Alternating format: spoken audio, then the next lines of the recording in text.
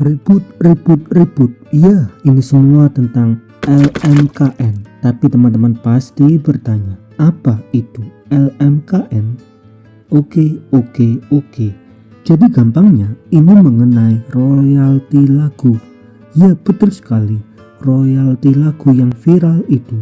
Sebelum lanjut, mungkin kita akan mulai dari pertanyaan terlebih dahulu. Seperti yang pertama, kalau uang sudah ada di lembaga LMKN, gimana caranya LMKN kasih uang ke pembuat lagu?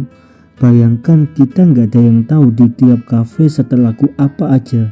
Jadi bagaimana LMKN bayar ke pencipta lagu? Apakah bisa tepat? Tentu saja ini sudah menjadi persoalan yang cukup ambigu karena ada pencipta lagu yang mengaku masih belum mendapatkan royalti. Miris ya. Pertanyaan berikutnya yang kedua, uang yang masuk ke LMKN apa yakin akan tersalurkan dengan baik? Pertanyaan ketiga, pajak ataupun royalti lagu di luar Indonesia memang ada, tapi apa yang didapat di negara luar dan di negara Indonesia apakah memang sama? Ini mirip seperti pajak di luar negeri itu ada dan rakyat di luar negeri mendapatkan fasilitas yang memadai, sedangkan di negara Indonesia pajaknya juga ada, tapi bagaimana dengan hak dari rakyat?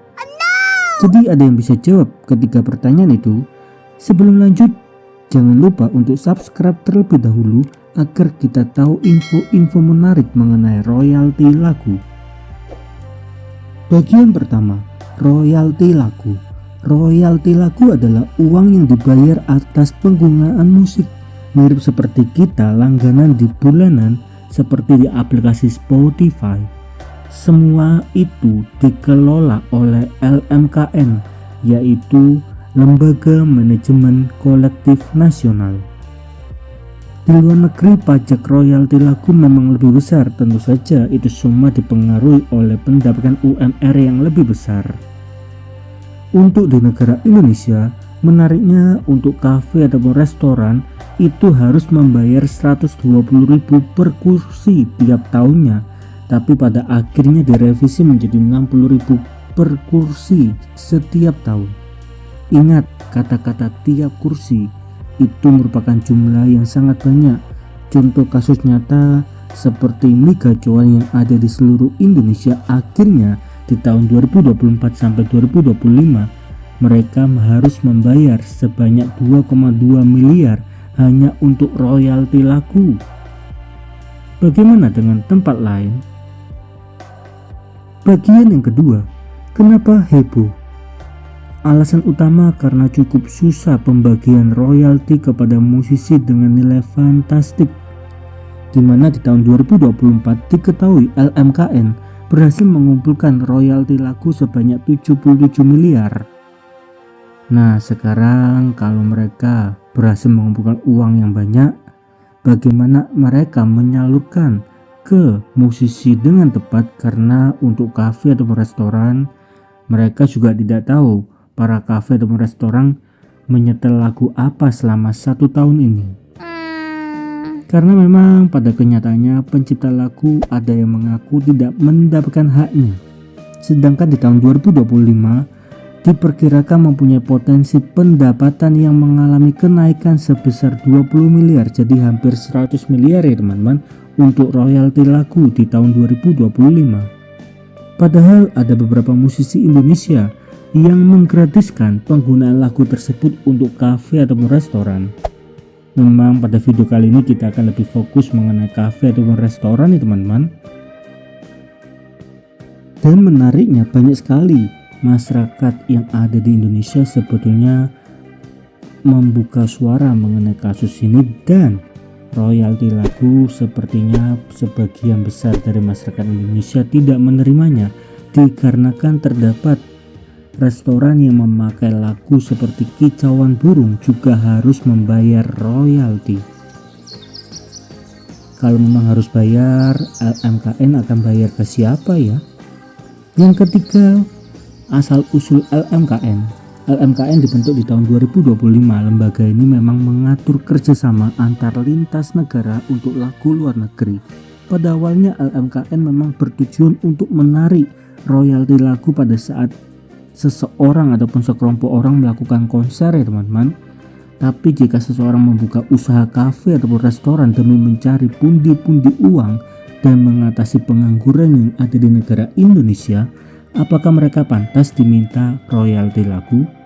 Padahal mereka secara tidak langsung juga sudah membayar di aplikasi musik lain seperti Spotify agar mereka bisa mendengarkan lagu tanpa adanya iklan.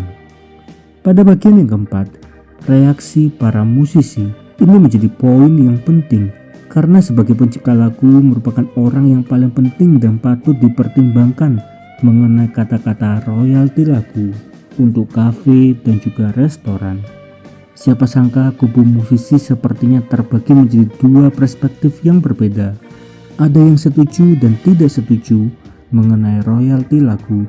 Musisi seperti Ariel Noah dan juga Melly Goeslaw sangat setuju akan hal ini karena hal ini lumrah terjadi. Tapi Ariel Noah juga mengatakan royalti memang dibayarkan oleh pemilik usaha, tapi pencipta tidak dapat apa-apa. Itu pernah dikatakan sendiri oleh Ariel Noah. Sedangkan tiga musisi lain seperti Ahmad Dhani, Juicy Luisi dan juga Charlie Van Houten memilih untuk tidak meminta bayaran jikalau kafe atau restoran memakai lagu mereka. Sedangkan di satu sisi yang lain, musisi seperti Anji justru memberikan kritik yang tajam terhadap kebijakan LMKN karena suara alam tetap harus membayar. Jadi secara singkat, royalti lagu itu bagus karena untuk melindungi hak-hak dari pencipta lagu. Jadi seperti konser-konser yang diadakan di negara Indonesia, baik dilakukan oleh penyanyi luar negeri maupun dalam negeri, itu memang bisa ditujukan kepada orang yang tepat. Tapi yang banyak sekali masyarakat Indonesia menjadi geram dan juga heran dikarenakan adanya sistem yang kurang transparan, sehingga wajar banyak sekali masyarakat Indonesia tidak percaya bahkan tidak setuju atas royalti lagu, apalagi diperkuat itu ditujukan kepada UMKM seperti para pemilik kafe ataupun restoran yang berusaha untuk mengatasi ataupun mengurangi pengangguran yang ada di negara Indonesia. Jadi bagaimana menurut teman-teman mengenai royalti lagu ini? Kira-kira apakah lebih banyak manfaatnya atau ribetnya? Silahkan tulis di kolom komentar ya. Next bahas apa lagi ya? Apakah ada ide?